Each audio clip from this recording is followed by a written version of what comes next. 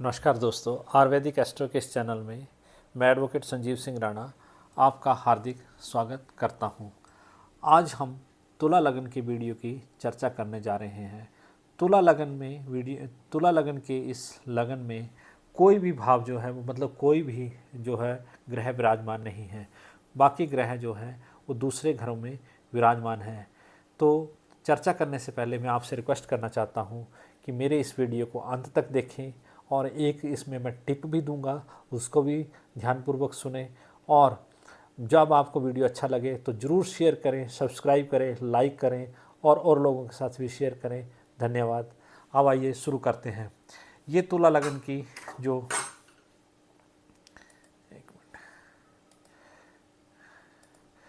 तुला लगन में ये देखिए, तुला लगन 7 नंबर जहाँ लिखा है, अगर लगन में 7 नंबर लिखा हो, आप इस चीज़ को भी समझे।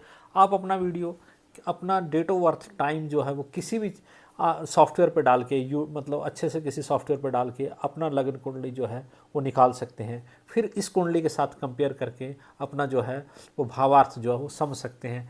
जब इस लगन में 7 नंबर लिखा हो तो तुला लगन कहते हैं, अर्थात शुक्र का ये लगन माना जाता है। और ये 9 डिग्री का लगन है, अर्थात ऐसा व्यक्ति जो है वो शुक्र तत्व से प्रभावित होगा, अर्थात शुक्र के जो है गुण उसमें होंगे। अब लगन का स्वामी जो है कहाँ विराजमान है? लगन का स्वामी जो है वो इसमें तृतीय भाव में विराजमान है, अर्थात पराक्रम के भाग में विराजमान है। तो ऐसा व्यक्ति जो है वो पराक्रम बलशाली होगा, अर्थात ऐसे व्यक्ति का पराक्रम जो होगा वो बहुत उच्च किस्म का पराक्रम होगा। ऐसा व्यक्ति जो समाज में प्रतिष्ठित होगा, लोगों से जान पहचान होगी, लोगों के ज़्यादा संपर्क में होगा। ऐसे व्यक्ति का जो वाणी होगी वो अच्छी होगी, लोगों के साथ वाणी अच्छी होगी, तभी तो पराक्रम बनेगा। तो ऐसे जातक जो है वो समाज में सभ्य होते हैं, अच्छे होते हैं और जिनका विचार भी अच्छे होते हैं। और ऐसे जातक जो हैं वो धार्मिक होते हैं कि जो गुरु की राशि, जैसे मान लेते हैं धनु राशि अगर लगन में विराजमान हो जाती है, या शुक्र गुरु की राशि जो तुला राशि या वृष राशि जो विराजमान हो जाती हैं, तो जातक जो हैं वो धार्मिक इस प्रवृत्ति के होते हैं कि गुरु की भी धार्मिक प्रवृत्ति है, अर्थात बृहस्पति की भी धार्मिक प्रवृत्ति है, और जो शुक्र की प्रवृत्ति है वो भी धार्मिक प्रवृत्ति है। तो ये थी इस जातक के जो 50% जो इसके जो कैसा रहेगा, इसका पराक्रम अच्छा रहेगा, इसका स्वभाव अच्छा रहेगा, और ऐसा जातक जो है वो समाज में विख्यात होगा। अब आते हैं दूसरे भाव के ऊपर। दूसरे भाव में 8 नंबर लिखा, 8 नंबर मतलब वृश्चिक राशि। वृश्चिक राशि का जो मंगल है वो तृतीय भाव में विराजमान है, अर्थात धनु लगन में विराजमान है। अर्थात ये देखना यह है कि दूसरे भाव का स्वामी जब किसी मित्र के घर में विराजमान हो जाता है जाकर के, तो मित्र के घर में हम जब कभी जाते हैं तो अच्छे ही कर्म करते हैं, मित्र के घर में जाके हम कुकर्म नहीं करते हैं। तो इसका कहने का मतलब है कि ऐसा जातक जो है मंगल से रिलेटेड जो है वो धन अनार्जित करेगा, परंतु मित्र के घर में विराजमान है, अर्थात मंगल जो पराक्रम से रिलेटेड है और ज्ञान से रिलेटेड जो है, ज्ञान कोई भी कार्य जो होगा वो ज्ञान से रिलेटेड होगा। तो ज्ञान विद्या से रिलेटेड जो कार्य होगा उससे रिलेटेड ये ऐसा व्यक्ति जो है वो धन अर्जित करेगा, अर्थात ऐसे व्यक्ति की जो वाणी होगी वो भी ज्ञान से रिलेटेड होगी, और वो ज्ञान से रिलेटेड ही कोई कार्य जो है वो करता होगा और उससे उसको धन मिलेगा। ऐसी व्यक्ति के जो बचपन की जो शिक्षा मिली होगी वो भी मंगल से रिलेटेड ही इसको जातक को शिक्षा मिली होगी। तो ये दूसरा भाव कहता है। अब आते हैं तीसरा भाव के ऊपर, जिसमें जो 4 ग्रह विराजमान है। मैं अलग अलग विवेचना करूँगा, अर्थात ये जो धनु लगन है, शुक्र धनु लगन जो बृहस्पति का लगन है, बृहस्पति जो है वो के त्रिकोण में विराजमान है, अर्थात जब बृहस्पति त्रिकोण में विराजमान हो जाता है, बेशक वो अति शत्रु राशि में विराजमान है, परंतु त्रिकोण में जब विराजमान हो गया तो अच्छा ही फल प्रदान करेगा, और वो इस घर का मालिक भी बृहस्पति हो जाता है। बृहस्पति के घर में जो मंगल विराजमान है, अर्थात मित्र के घर में विराजमान है। बुध जो है उसका अति मित्र तो नहीं है, परंतु शुक्र जो है गुरु के घर में, गुरु जो है वो अच्छा फल देता है। गुरु के घर में शनि जो है वो इतना अच्छा फल तो नहीं देता है, परंतु अच्छा ही फल देता है। जब दो गुरुओं के साथ जो शनि जो विराजमान होता है, अर्थात एक साइड में शुक्र बैठा है, एक साइड में जो दूसरा घर जो है वो घर किसका, घर बृहस्पति का है, और जो घर के अंदर जो मित्र बैठा है वो शुक्र बैठा है, अर्थात दो गुरु बैठे हैं। तो शनि को जो है वो कोई भी कृत्य, अर्थात हमारी कुंडली में कोई भी नुकसान जो है वो करने नहीं देगा। तो शनि भी इस कुंडली में अच्छा फल प्रदान करेगा, परंतु शनि जो है बुढ़ापे का ग्रह बन के विराजमान हुआ है, शुक्र भी बुढ़ापे का ग्रह विराजमान हुआ है, बुध भी यहाँ पे बुढ़ापे का ग्रह विराजमान हुआ है। अर्थात ऐसे जो हैं वो सुलझे हुए जो ज़िंदगी के जो है वो सुलझे हुए कार्य जो है पराक्रम के रूप में करवाएंगे। परंतु मंगल जो है अति तेजक, अति विस्फोटक है, अर्थात ऐसा मंगल जो है वो अपने छोटे भाई बहनों के लिए ठीक नहीं होगा। ऐसा मंगल जो है पराक्रम के थ्रू बड़े से बड़ा कार्य कर जाता है। अर्थात ऐसे व्यक्ति का जो मंगल के थ्रू जो अच्छा पराक्रम होगा, गलत पराक्रम नहीं होगा, गुंडे वाला पराक्रम नहीं होगा, गली गुच्चे के गुंडे वाला शूटर वाला पराक्रम नहीं होगा। ऐसा व्यक्ति जो है, मैंने बताया कि विद्या के माध्यम से जो उसका पराक्रम बनेगा, वो विद्या के माध्यम से, विद्या से रिलेटेड जो कार्य होगा ऐसा पराक्रम बनेगा। ऐसे पराक्रम से रिलेटेड जो धन अर्जित करेगा, तो ऐसा पराक्रम जो है विद्या से रिलेटेड होगा या प्रकाशन से रिलेटेड कोई ऐसा पराक्रम होगा, क्योंकि बुध भी जो है वो प्रकाशन का ग्रह है। अर्थात प्रकाशन से रिलेटेड जो काम होगा उससे रिलेटेड इसको ज़्यादा जो है वो फल प्रदान करेगा। तो ऐसा व्यक्ति ज़्यादा लोगों से जब मिलेगा, अर्थात किसी पॉलिटिशियन के साथ ज़्यादा मिलेगा, अर्थात ऐसा व्यक्ति राजाओं का चाहता होता है, नेताओं का चाहता होता है, अर्थात बड़े से बड़े काम करवाने जो पराक्रम के थ्रू जो कोई नहीं कर सकता है, वो ऐसा व्यक्ति मंगल के थ्रू, अर्थात प्रशासनिक कार्य और जो क्या कहते हैं संपदा से रिलेटेड जो कार्य होते हैं, अर्थात पब्लिकेशन से रिलेटेड कार्य होते हैं, प्रशासनिक कार्य होते हैं, ऐसा व्यक्ति बहुत अच्छे कार्य करवा सकता है। अर्थात किसी नेता के साथ किसी की अप्रोच करनी हो तो ऐसे व्यक्ति को ले जाओ, तो ऐसा व्यक्ति जो है नेताओं के साथ जो बात करेगा वो बिल्कुल स्टिक करेगा और ऐसा कार्य जो उसके थ्रू हो जाएगा। कोई भी गवर्नमेंट कार्य करवाना हो तो इस जातक को आगे कर दो तो गवर्नमेंट कार्य जो है वो हो जाएगा। ऐसा जातक जो है वो धार्मिक स्वभाव का होता है, अच्छे स्वभाव का होता है। परंतु ऐसे जातकों को अब चतुर्थ भाव में आते हैं। चतुर्थ भाव में सूर्य और राहु विराजमान है। राहु 10वें शनि के घर में विराजमान है, सूर्य भी इसके घर में विराजमान है, परंतु सूर्य जो है वो अच्छा फल नहीं देगा। सूर्य जो है डिग्री तो अच्छी सूर्य की डिग्री अच्छी है, पिता से रिलेटेड इसको संपत्ति प्राप्त होगी पिता से, परंतु पिता के साथ जो मन मुटाव जो है वो रहेगा, क्योंकि शनि के घर में जो है वो सूर्य विराजमान है, तो थोड़ा मन मुटाव जो है वो पिता के साथ रह सकता है। परंतु जो है संपदा जो है वो पिता से मिलेगी, बिजनेस जो है पिता से मिलेगा। तो ऐसा व्यक्ति जो है पिता के अनुसरण के जो किए हुए कार्य होते हैं उन्हीं के ऊपर जो है वो चलता है। चंद्रमा भी ऐसे माता के घर को और इसके घर को राहु जो है वो खराब करता है, अर्थात घर में कोई ना कोई कला क्लेश जो है वो राहु जो है उत्पन्न करता है। राहु यहाँ सूर्य इसके घर में विराजमान है, बुद्धि बड़ी शार्प देगा, काम अच्छे करवाएगा, मान प्रतिष्ठा देगा, सब कुछ देगा, परंतु घर में थोड़ा सा जो है कला क्लेश का वातावरण जो रखे, अर्थात घर संबंधी जो प्रॉब्लम है इसको सूर्य राहु का ग्रहण योग भी कहते हैं। तो इसके लिए थोड़ा सा उपाय करना बहुत ज़रूरी है। जो मैं कीमती उपाय है वो आपको इस के अंत में, इस वीडियो के अंत में ज़रूर बताऊंगा कि इस कुंडली का जो मेन उपाय है वो क्या करना है। अब आते हैं पंचम भाव में। पंचम भाव में शनि की राशि विराजमान है। ऐसा शनि जो है वो पराक्रम में विराजमान होगी, अर्थात ऐसे जातक की बुद्धि जो है वो पराक्रम में काम आएगी। ऐसा जातक की बुद्धि जो है, अर्थात जो इसने विद्या ग्रहण की होगी, विद्या ऐसे जातक ने धीरे धीरे ग्रहण की होगी, क्योंकि शनि की राशि है जो पराक्रम भाव में विराजमान होगी है। जातक की पढ़ाई जो है वो अच्छी तो हो सकती है, परंतु उसमें रुकावटें जरूर आई होंगी, क्योंकि शनि की राशि विराजमान होने के कारण शनि जो है रुकावटें जो है जरूर प्रदान करता है। अर्थात बच्चों के मामले में भी इस जातक को रुकावटें आएंगी, परंतु बच्चे जो हैं वो अच्छे होंगे, क्योंकि इसमें गुरु ग्रह की दृष्टि जो है पड़ती है।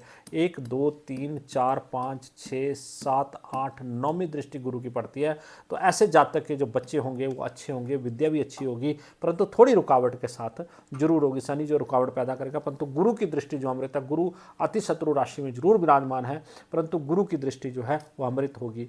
1 2 3 4 5 लगन के ऊपर भी ऐसे जातक की गुरु की दृष्टि है, तो जातक बड़ा ही धार्मिक विचारों का होगा, भगवान की पूजा पाठ करने वाला होगा, सत्य बोलने वाला होगा, धर्म का कर्म कार्य करने वाला होगा, अच्छा रहेगा। जिसके सामने जाएगा उसके चेहरे पर भी जब गुरु की तरह जो है वो नूर रहेगा। परंतु चंद्रमा के साथ जब विराजमान है, जब पूर्णमासी आएगी, जब चंद्रमा उच्च राशि में विराजमान होगा, तो ऐसे जातक का जो मुख है वो और चमक जाएगा, और उस टाइम किया हुआ जो वचन है, अगर जातक उस टाइम कोई वचन करता है तो वो वचन जो है वो पूर्ण होने की संभावना होती है। जब चंद्रमा इसकी राशि में उच्च में विराजमान होगा, आप पता करें, जब यूट्यूब पे देख लें, किसी चीज़ पे देख लें कि चंद्रमा कब किस दिन उच्च होता है, अर्थात 5 दिन तो नीच रहता है चंद्रमा, एक राशि में 2.5 दिन विराजमान होता है, परंतु आप देखें कि चंद्रमा कब उच्च होगा, कब गुरु चांद्रिक योग बनाएगा, उस दिन आप कोई वचन करेंगे, कोई वाणी कहेंगे, तो वो वाणी पूर्ण होगी, क्योंकि गुरु की पूर्ण दृष्टि है। आप जब भी अपना औलाद के लिए कीजिए। आप जब आप औलाद उत्पन्न करना चाहें तो आप देखें कि गुरु की उस टाइम गुरु का कोई ना कोई राशि चली हो तो आपके घर में औलाद जो है बहुत अच्छी उत्पन्न होगी।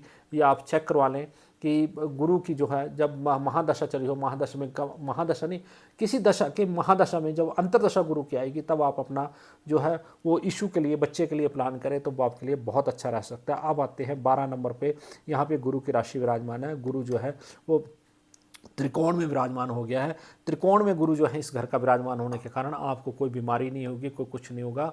आप जो है हो सकता है कोई अपनी पैतृक संपत्ति से संबंधित भी जो है आपको जो है आय होते रहे, उससे धन आपको लाभ होता रहे, ऐसा गुरु का मुझे जान पड़ रहा है। अब ना आपके शत्रु ज़्यादा होंगे, ना आपको बीमारी होगी, क्योंकि आपका पराक्रम बहुत उच्च है तो लोग आपसे डरेंगे। और गुरु के कारण सौम्यता वाणी होने के कारण, अच्छी वाणी होने के कारण जो है वो अच्छा प्रभाव होने के कारण, गुरु की राशि में ग्रह बैठे हुए हैं तो मंगल आपका अच्छा फल देगा। लोग आपसे डरेंगे भी, अच्छे तरीके से डरेंगे। मतलब ऐसा नहीं कि आपने बंदूक रख दी तो आपसे लोग जो है डर जाएंगे, ऐसे नहीं। आपकी वाणी से प्रभावित होकर आज लोग इस तरीके से डरेंगे कि यार इसके तो किसी मंत्री के साथ बहुत अच्छे रिलेशन है, ये तो बड़े गुरुओं के साथ मिलता है, इसके बहुत अच्छे रिलेशन है, ये बंदा बहुत अच्छा है, वाणी बहुत अच्छी है। तो इस कारण आपके पराक्रम से जो लोग डरेंगे और आपके अंदर एक पॉजिटिविटी रहेगी, जिसके अंदर जब पॉजिटिव रहती है अर्थात आपके जो है ये आपका जो भाग्य स्थान, मतलब भाग्य स्थान में जो गुरु जो पिछले जन्मों के आप कर्म लेके आए हैं उस कारण आपके अंदर कोई नेगेटिविटी नहीं आएगी। जब नेगेटिविटी नहीं आएगी तो बॉडी के अंदर कोई जो है बीमारी, वो जो है व्याधि जो है उत्पन्न नहीं होगी। गुरु जो है वो बहुत अच्छा कारक है, चंद्रमा के साथ बैठा हो, गुरु चांद्र के योग है, चाहे जैसा भी हो।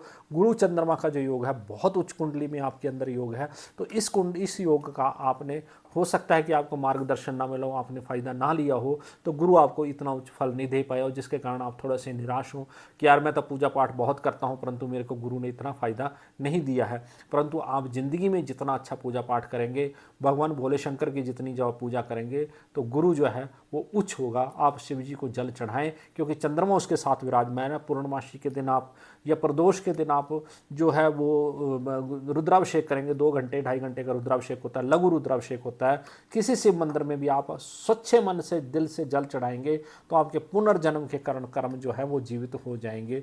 जब पुनर्जन्म के कर्म जीवित हो जाएंगे, गुरु अच्छा हो जाएगा, तो ये भाग भी आपका पराक्रम का और जागृत होगा। वाणी के ऊपर तो आप प्रख्यात होंगे जब गुरु जब चंद्रमा के साथ मिलकर गुरु चांद्र के योग बनाता है, जब कुंडली में चंद्रमा के गुरु की राशि में धनु राशि में और धनु राशि में जब गुरु आएगा तो गुरु चांद्रिक योग बनेगा। उस दिन आप देखें और उस दिन आप अपना जो कार्य है वो करें, बहुत अच्छा आपका जो कार्य रहने वाला है। अब आते हैं आपके शादी के घर में, पार्टनरशिप के घर में।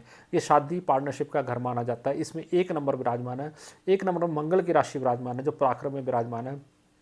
कहने का मतलब है कि पत्नी से भी आपका पराक्रम जो है वो जागृत होगा। साझेदारी में कोई काम करेंगे तो उससे भी पराक्रम जागृत होगा। साझेदारी आपके लिए अच्छी रहेगी।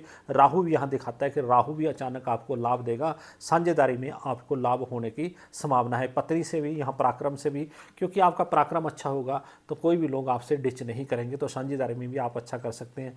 अब इस घर का मालिक जो अष्टम भाव है, अष्टम भाव में शुक्र विराजमान है।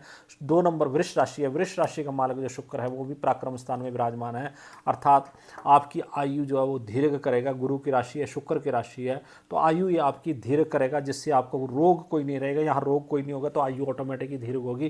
परंतु ये डिपेंड करता है कि आप अगर नशे के कोई शौकीन होते हैं या किसी और गलत आदत के शौकीन होते हैं तो आपकी आयु कम भी हो सकती है। परंतु जो भगवान ने इस कुंडली में लिखा है वो कर्म के ऊपर डिपेंड करता है, क्योंकि कर्म का खाना, भाग्य का खाना भगवान ने पहले दिया, कर्म का बाद में दिया। भाग्य आपका पहले उजागर होता है। अगर भाग्य के अकॉर्डिंग आप कर्म नहीं करते हैं तो आपका जो है वो ये फलित ज्योतिष जो मेरा फलित नहीं होगा। अब आते हैं आपके इस भाव से, यहाँ मैंने इस भाव का नाम मैंने आपको बता दिया। गुरु चंद्र पूजा पाठ करिए, भोले शंकर की पूजा करिए, चंद्रमा को जितना पूर्णमासी के दिन भगवान सत्यनारायण की भी कथा करवाइए घर में, तो आपका भाग्य, एक सत्यनारायण की कथा करवाइए, एक भोले शंकर को जल दीजिए, तो इससे आपका जो भाग्य है वो बहुत जल्दी जो है वो उदय होगा। जब भी ऐसा नहीं कि गुरु की दशा नहीं है, उसको गुरु की दशा नहीं भी है तब भी आप प्रदोष के दिन आप जो रुद्राभिषेक जरूर करवाइए और सत्यनारायण की कथा करवाइए पूर्णमासी के दिन, और पूर्णमासी का व्रत रखें। तो ये गुरु जो है वो आपको बहुत अधिक लाभ देने वाला है, क्योंकि गुरु की दृष्टि आपके लगन के ऊपर है। लगन ये 1 2 3 4 5वीं दृष्टि लगन के ऊपर, 6 7वीं दृष्टि आपके पराक्रम के ऊपर, बच्चों के स्थान के ऊपर। अगर आप अपना वाणी, अपना जो देह जो है वो स्वस्थ चाहते हैं, स्वस्थ रखना चाहते हैं, तो हो सकता है लिक्विड का ज़्यादा सेवन ना करें, मांस मदिरा का सेवन ना करें, क्योंकि कुंडली में तो आप सेवन कर सकते हैं परंतु ना करें, क्योंकि गुरु की दृष्टि होने के कारण गुरु आपको अच्छा जो है वो फल प्रदान करेगा। अब आते हैं केतु। केतु आपका जो कर्क राशि में चंद्रमा के घर में बैठा हुआ है, तो ये इसको मैं इतना सम राशि में है परंतु इतना अच्छा नहीं मान सकता। कर्म आपका थोड़ा सा जो है, जब भी आप कोई कर्म करें तो कर्म करने से पहले अपनी पत्नी से सलाह जरूर कर लें, या पत्नी से सलाह कर लें, या किसी से भी। पराक्रम तो आपका अच्छा है परंतु आपने जो कर्म करना है वो किसी की सलाह के साथ करना है, क्योंकि इस कर्म कर केतु, अगर सुबह आप उठेंगे जल्दी, केतु के नियम के मतलब केतु जो है वो पूजा पाठ से रिलेटेड आप कर्म करेंगे। केतु जो है भगवान का मतलब एक किस्म से बृहस्पति के साथ जो मिलकर उत्तर दिशा में विराजमान होता है, नॉर्थ नोड जो है वो केतु है। तो नॉर्थ नोड में जो बृहस्पति जो है हमारे उत्तर और पूर्व दिशा के बीच में विराजमान होता है, अर्थात नॉर्थ ईस्ट कोने में विराजमान होता है, तो केतु भी उसके साथ विराजमान उच्च का होता है। तो इससे रिलेटेड आपको मैं ये कहना चाहता हूँ कि कोई कर्म करे तो किसी से सलाह ले ले। 22 डिग्री का केतु है, केतु अच्छा फल प्रदान करेंगे। कुत्तों से रिलेटेड आप किसी को मतलब अच्छा उनको गली के कुत्तों को भोजन डालेंगे तो केतु जो है वो आपको अच्छा फल देगा। केतु प्रकाशन से रिलेटेड भी काम करवाता है, पब्लिशर से रिलेटेड भी काम करवाता है। तो आप यहाँ पे पब्लिशर से रिलेटेड भी कोई काम, या बुक से रिलेटेड, ज्ञान से रिलेटेड कोई भी काम कर सकते हैं। जो ज्ञान बांटता हो, कोई ऐसा कार्य है जो ज्ञान बांटता हो, उससे रिलेटेड आप काम करेंगे तो आप बड़े फेमस होंगे और काम के प्रति आप मतलब वो भी रहेंगे। परंतु ये केतु आपको कर्म के साथ साथ यात्राएं भी, अचानक यात्राएं भी देता है। और ये राहु भी आपको यात्राएं देता है, क्योंकि राहु की दृष्टि इस खाने के ऊपर है। दृष्टि इसकी राहु की यहाँ 7वीं है, केतु की दृष्टि यहाँ पे है। राहु की दृष्टि यहाँ अच्छी मानी जाती है। जब राहु की खाने 10 नंबर पर दृष्टि होती है, 10वें भाव पर दृष्टि होती है, राहु विराजमान होता है, तो राहु जो है अच्छे फल प्रदान करता है। यहाँ का राहु सिर्फ सूर्य साथ होने के कारण थोड़ा सा खराब फल प्रदान करेगा, परंतु दृष्टि अच्छी होने के कारण कर्म भाव को आपका उच्च कर देगा। आपकी जो सिक्स सेंस होगी वो भी अच्छी होगी, अर्थात आप सोचेंगे कि मैं इसके साथ करूं कि नहीं करूं। आप बड़े बड़े पॉलिटिशियनों के साथ मिलकर कोई अच्छा काम कर सकते हैं, क्योंकि राहु की दृष्टि जो है वो इस खाने के ऊपर है।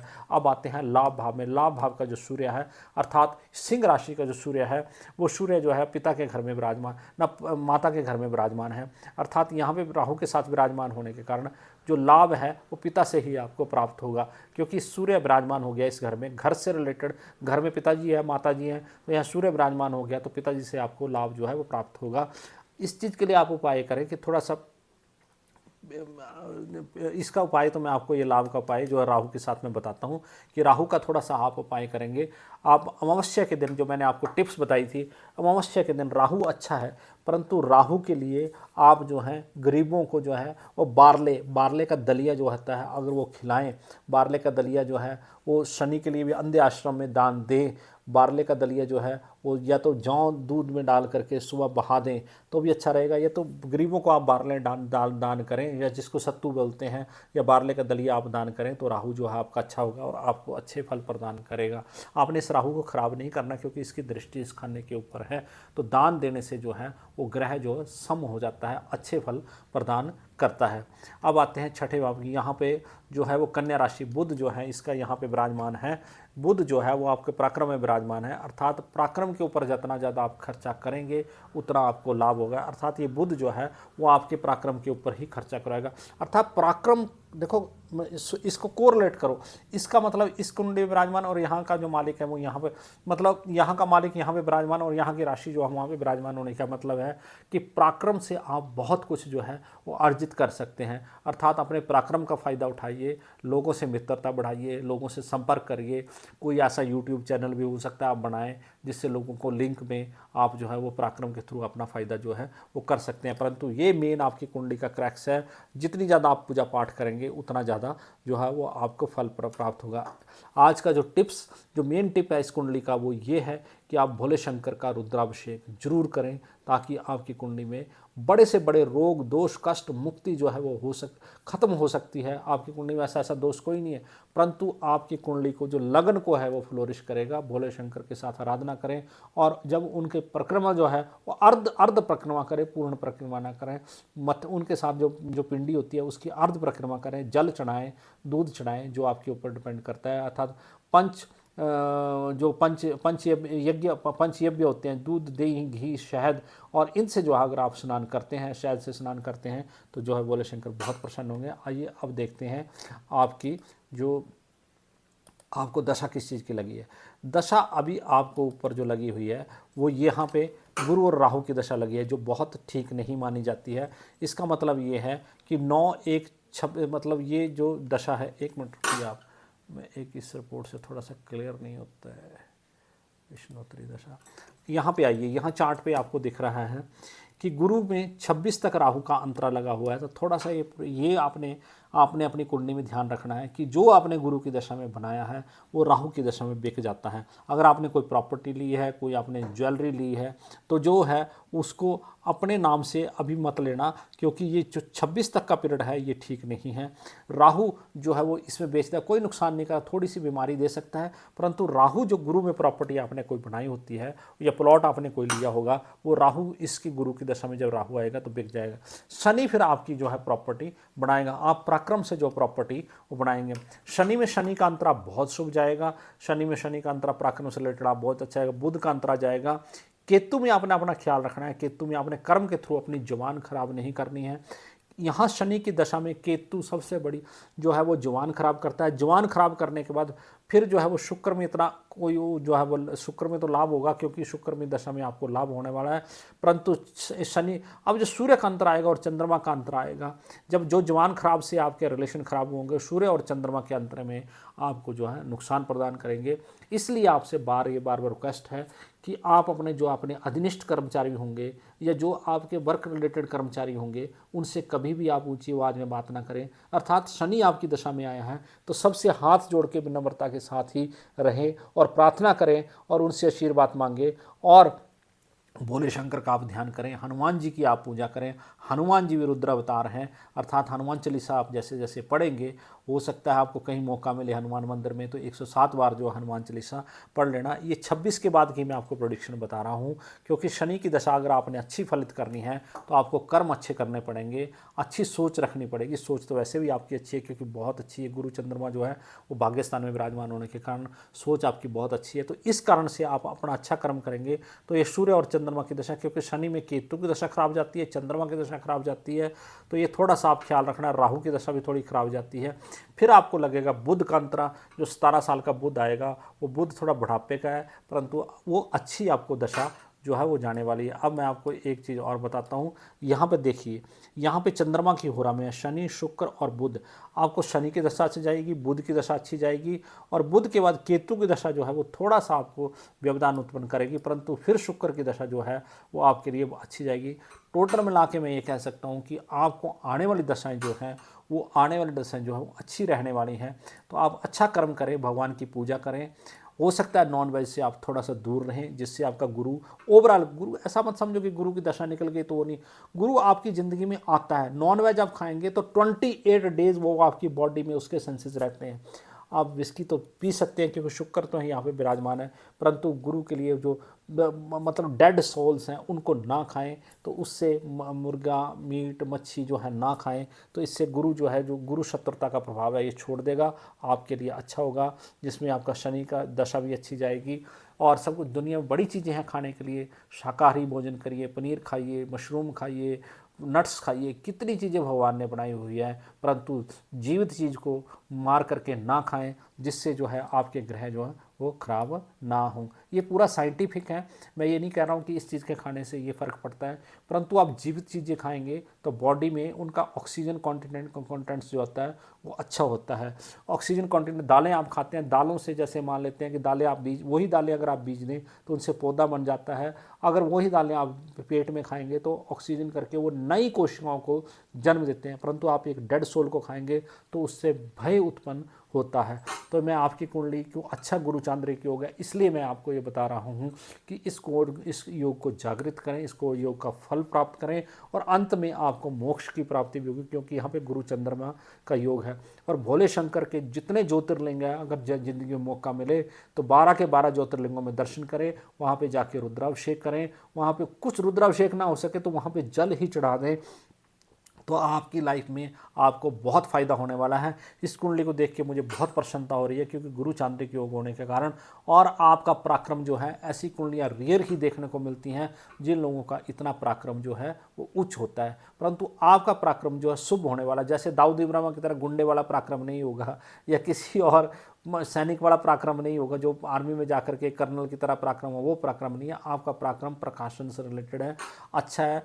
आप किसी नेता के संपर्क में रह सकते हैं, आप किसी अच्छे गुरु के संपर्क में रह सकते हैं और अपना एक यूट्यूबर चैनल भी चला सकते हैं, जिसके कारण से आपको जो इस घर का जो शनि है, सूक्ष्म बुद्धि जो है, वो भी पराक्रम से रिलेटेड जो है वो अच्छा फ़ायदा देगी। अब आपकी एक चीज़ और देख लेते हैं कि आपकी दशा में योगिनी दशा किस चीज़ की चल रही है। योगिनी दशा आपकी जो चल रही है ये 22 से लेकर 28 में संकटा चल रही है। आने वाले टाइम में ये थोड़ा सा संकटा में भी आपको भद्रिका का अंतरा चल रहा है, उसके बाद उल्का का आएगा, तो मन अपना भ्रमित मत करें।